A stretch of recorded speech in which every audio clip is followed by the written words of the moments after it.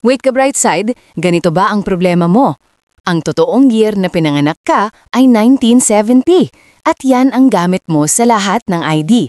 Pero sa PSA birth certificate mo, 1976 ang nakalagay. Heto ang masakit na katotohanan. Hindi tatanggapin ng DFA ang passport application mo kung ID lang ang basehan. Strict sila. PSA ang susundin nila.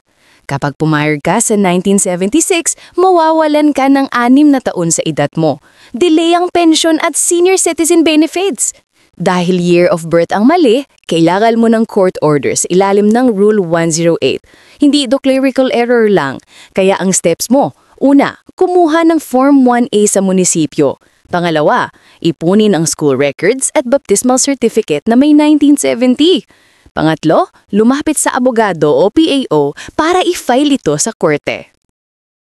Mahaba ang proseso, pero kailangan mong ipaglaban ang tamang edad mo. Pwede kang mag-DM for guided steps kung gusto mo ng mas detalyadong tulong ka Brightside.